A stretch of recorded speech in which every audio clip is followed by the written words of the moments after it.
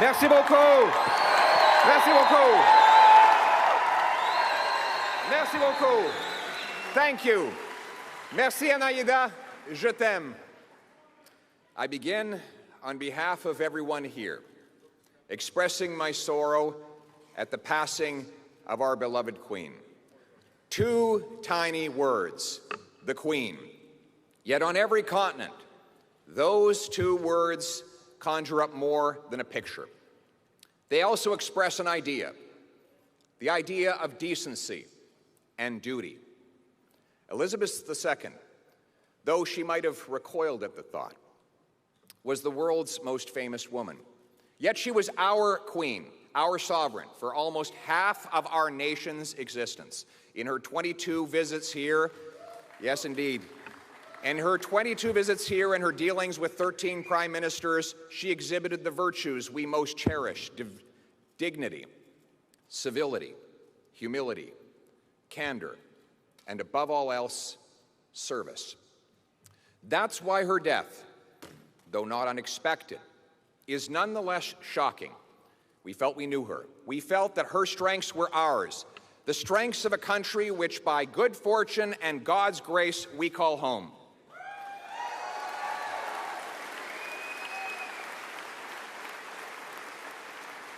And that, perhaps, is why I feel a small catch in my throat when I utter the words that no leader has stated in this country for over 7 decades: God save the King.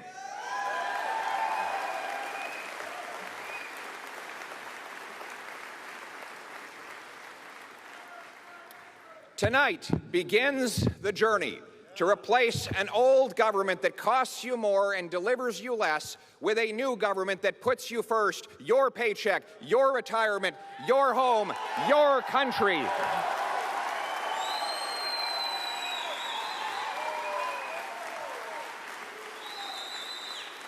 By tackling liberal inflation, we'll put you back in control of your life and your money.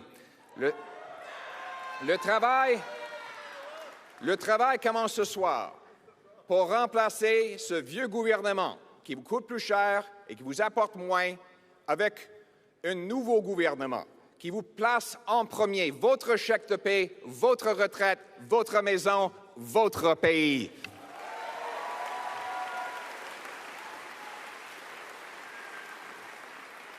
En nous attaquant à l'inflation, nous vous redonnerons le contrôle de votre argent et de votre vie. And it is about you. This is not my victory, it is yours, and I have so many people to thank. Merci à ceux et celles qui m'ont soutenu et qui se sont portés volontaires pour cette victoire. Merci aux autres candidats d'avoir renouvelé notre parti. Thank you to Scott Aitchison for running on ideas like simplifying and lowering taxes. Thank you very much, Scott.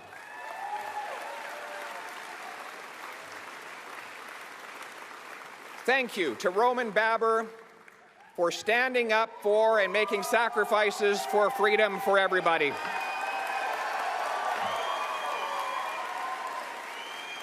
And thank you to his wonderful partner, Nancy, for championing children with autism.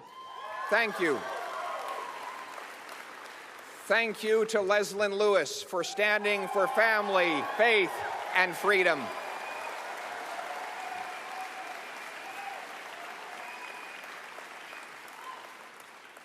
And to her husband, John, for supporting her along the way. Yes. And thank you. And thank you to Jean Charest for your service to our country.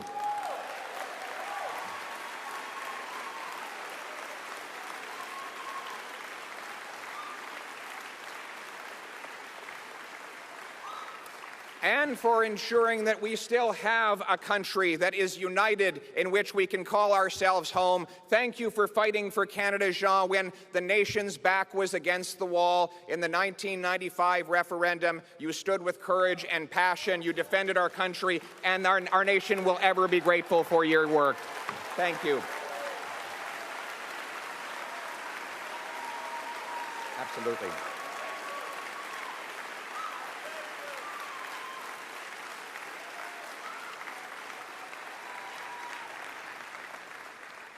Ça fait à peu près 40 ans que Jean est en politique, au niveau provincial et fédéral. Et c'est dur. Mais souvent, les vrais héros, ce n'est pas les candidats, c'est leur famille. And that's why I recognize Michelle.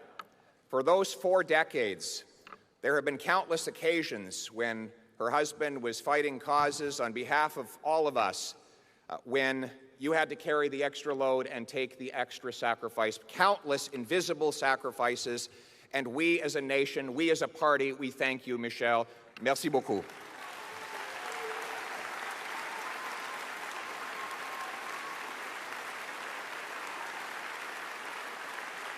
To supporters of all of these fine candidates, I open my arms to you. Now, today, we are one party serving one country.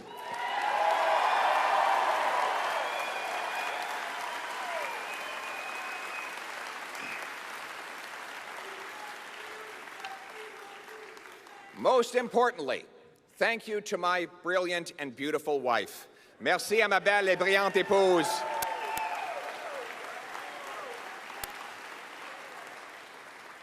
Pour avoir été mon ancre, mon pilier, tout au long de cette folle aventure. Tu as rendu cela possible. Tu es ma meilleure amie et l'amour de ma vie. Ah, oui. À la famille d'Anaïda qui a pris soin de nos enfants lorsque nous étions sur la route, vous avez rendu cela possible. Muchas gracias a la familia de mi esposa y por su contribución a Canadá.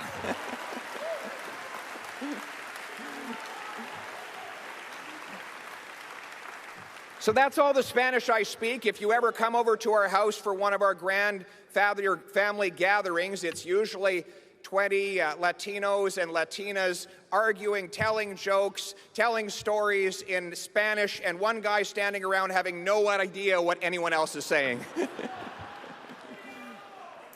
My wife's family not only raised this incredible woman, but they came to this country from Venezuela with almost nothing. And they have since started businesses, raised kids, served in the military, and like so many immigrant families, built our country. And I want to thank, yes.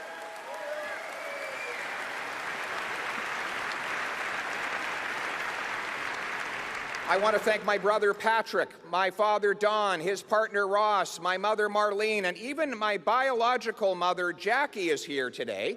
Yes.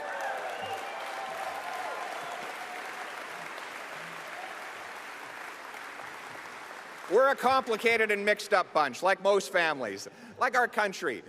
I want to thank my parents, though, in particular.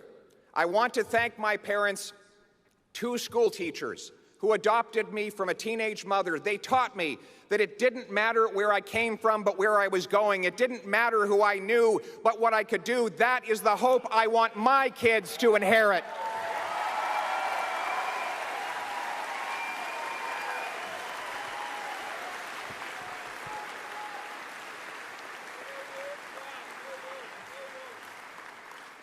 But that hope has melted into worry for many. Today, people feel like they've lost control of their pocketbooks and their lives.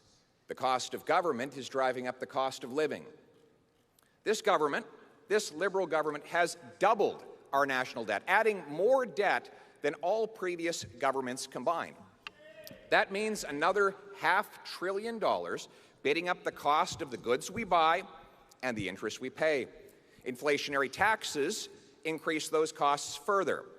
Now, they plan to triple the carbon tax on gas, heat, and everything else. Le coût du gouvernement augmente le coût de la vie. Ce gouvernement a ajouté à notre dette nationale plus que tous les autres gouvernements dans l'histoire de notre pays. Ça veut dire 500 milliards de dollars qui ajoutent à l'inflation et aux augmentations des taux d'intérêt.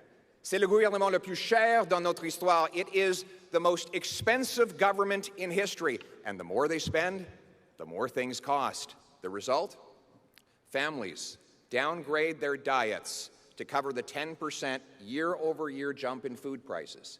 Seniors delay their retirements and watch their life savings evaporate with inflation. 30-year-olds who did everything we asked them to do, got degrees, worked hard, are trapped in 400-square-foot apartments, or worse, their parents' basements, because house prices have doubled under this government. And those who do own homes are paying more interest on their mortgages, even though this government promised interest rates would not rise for years. Les mères monoparentales mettent de l'eau dans le lait de leurs enfants pour pouvoir se permettre la hausse de 10% de la nourriture d'une année à l'autre. Les personnes âgées voient leurs économies s'évaporer avec l'inflation. Des jeunes de 30 ans qui ont fait tout ce que nous avons demandé d'eux, obtenir un diplôme, travailler fort, vivre dans le sous-sol de leurs parents parce que les prix des maisons ont doublé. Et ceux qui ont une maison paient davantage d'intérêts pour leur hypothèque. No wonder people are worried. Most are lucky to be just getting by. Many are falling behind. And there are people in this country who are just hanging on by a thread. These are citizens of our country. We are their servants. We owe them hope. They don't need a government that sneers at them, looks down on them, calls them names. They don't need a government to run their lives. They need a government that can run a passport office.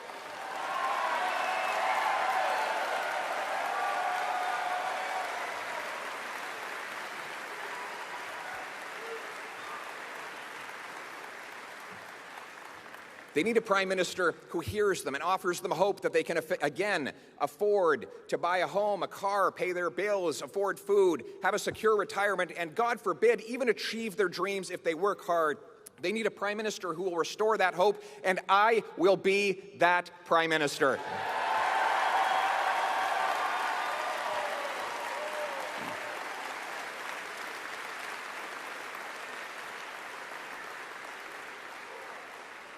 We will rekindle the hope that people's paychecks and savings can again buy a decent life. We will make government affordable so that life is affordable. We'll cap spending and cut waste to reverse inflationary deficits and taxes. That includes axing new taxes on your paycheck, gas, heat, and other essentials. It means fighting climate change with technology and not with taxes. We will restore hope that hard work will again pay off. Do you know that today, if a single mom with 3 kids earning $55,000 a year goes out and earns another dollar, she loses 80 cents of it to taxes and clawbacks, so she can't get ahead. I will reform programs and cut taxes so that when that single mother and people like her earn more, they keep more, and hard work always pays off in this country.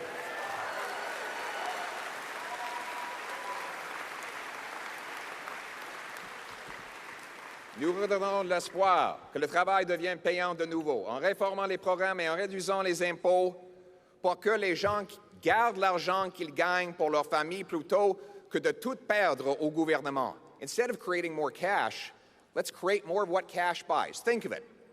If you've got 10 loaves of bread and $10, well, it's $1 a loaf.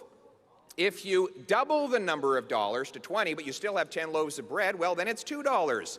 You see, spending more doesn't get us more. We need to make more. So instead of doubling the money, let's double the bread. Let's remove the government gatekeepers to build more homes, grow more food, and produce more energy right here in Canada.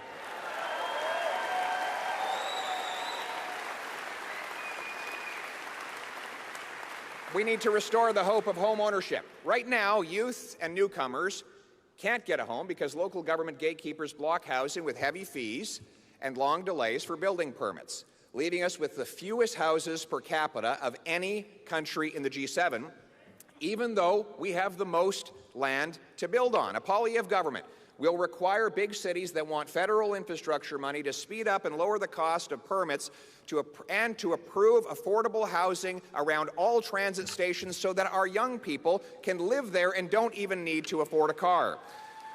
We will also We'll sell off 15% of the underutilized 37,000 federal buildings to turn them into housing and use the proceeds of sale to reduce our deficit. In other words, stop printing money, start building homes for our people.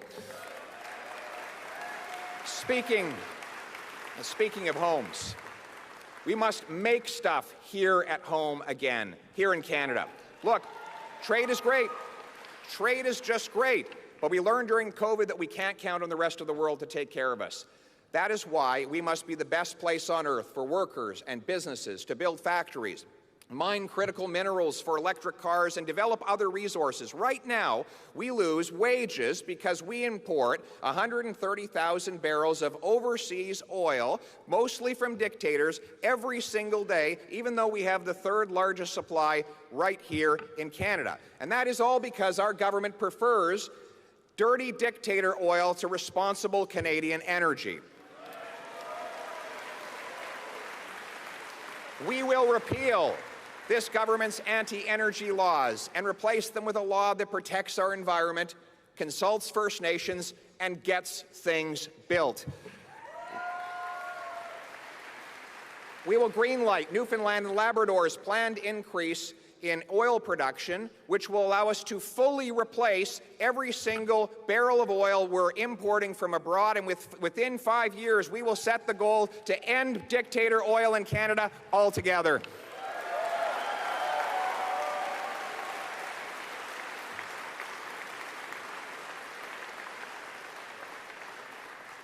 Et au lieu d'aider Poutine à vendre son gaz naturel à l'Europe pour financer sa guerre contre l'Ukraine, un gouvernement Poilievre soutiendra des projets comme GNL Québec. Nous savons tous que les Québécois ont une source d'énergie propre, l'hydroélectricité, qu'ils peuvent utiliser pour liquéfier le gaz naturel sans émission. L'Europe a besoin d'acheter du gaz. Voici le choix. Certains préfèrent que l'argent du gaz naturel finance les armes de guerre de Poutine. Moi, je veux que cet argent-là finance les chèques de paie pour Jean-Marc Tremblay, le soudeur du Saguenay. We will greenlight mining and manufacturing of minerals like lithium, cobalt, and copper to make electric cars and batteries. We will allow for technology to be unleashed here instead of our money to go to foreign dictatorships. And that also includes repatriating food production by standing with our farmers here at home. This government's high-energy taxes and proposed fertilizer cuts will only drive food production abroad to more polluting foreign jurisdictions, which would have to then burn fuel to ship, train, and truck that food back to us. But didn't we learn how irresponsible it was to rely on the rest of the world to provide us with our essentials during COVID? A Poilievre government will repeal these taxes and fertilizer mandates to get out of the way and off the backs of our farmers so that we can grow affordable food, feed our people, and be the breadbasket of the world.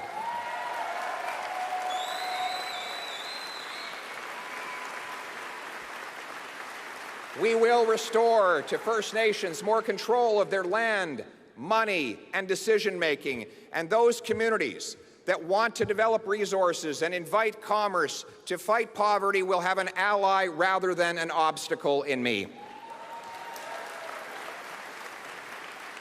We must remove other unneeded barriers by axing the disastrous ArriveCan app.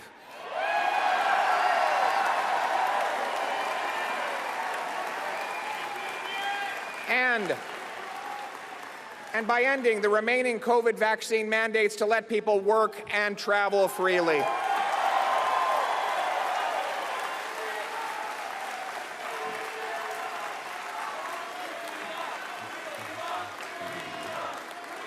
Thank you. We will bring hope. We will bring hope to doctors, nurses, engineers, and others who are immigrants to this country but are blocked from working in their professions for no other reason than that they come from another country. We'll team up with provinces to guarantee that within 60 days, an immigrant applying to work in their profession will get a yes or no based on their tested abilities, not based on where they come from. We'll back up 30,000 small study loans for those in need of time off work to study up to the Canadian standard. Enough talking, remove the gatekeepers to get more doctors, more nurses, more engineers, and more inflation-proof paychecks for our brilliant immigrants. And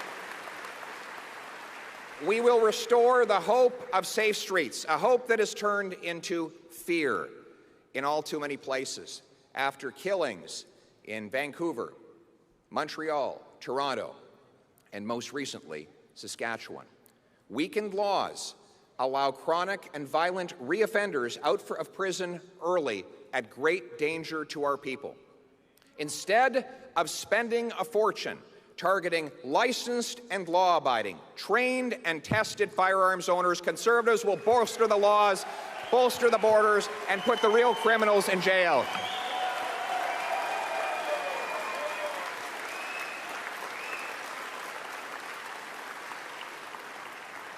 Et nous redonnerons de l'espoir aux Québécois afin qu'ils puissent reprendre le contrôle de leurs décisions et de leur vie, au lieu d'être contrôlés par un gouvernement centralisateur et woke à Ottawa. Vous savez, la langue française m'occupe une place toute spéciale dans mon cœur. Mon père, qui a des origines canadiennes françaises et qui vient d'un village francescois, m'a transmis l'importance de préserver le français dès mon plus jeune âge. En grandissant à Calgary, malheureusement, j'avais trop peu d'occasions de le parler. Donc, j'ai beaucoup de travail à faire. Maintenant, je continue de perfectionner cette langue que j'aime, langue fondatrice de notre pays. Avec mon épouse, une Montréalaise, nous transmettons à notre tour à nos enfants qui vont dans les garderies francophones. Nos petits-enfants, Baby Cruz et Valentina, ils auront la langue française comme première langue. Et la deuxième langue, évidemment, espagnol. Et après ça, troisième langue, l'anglais. Je vais aller plus loin en parlant du Québec. Je dirais que les conservateurs de partout au pays ont beaucoup d'apprendre des Québécois. Les Québécois défendent leur patrimoine, leur culture et leur langue. Ils ne s'excusent pas. La nation québécoise tient tête au wokisme.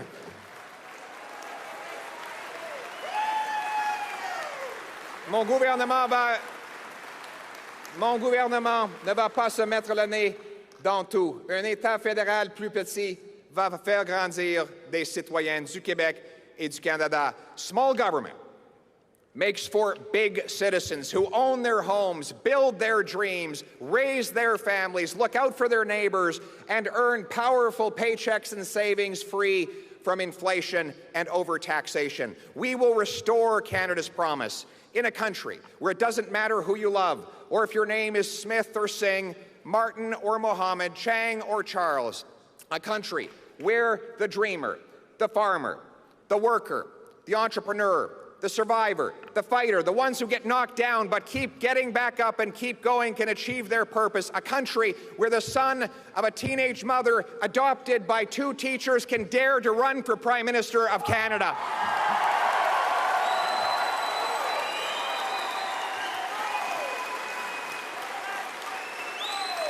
Absolutely. In the words of the great Canadian Prime Minister John Diefenbaker, I am a Canadian, free to speak without fear, free to worship God in my own way, free to stand for what I think right, free to oppose what I believe wrong, free to choose those who shall govern my country. This heritage of freedom I pledge to uphold for myself and all of mankind. Merci beaucoup. Thank you very much.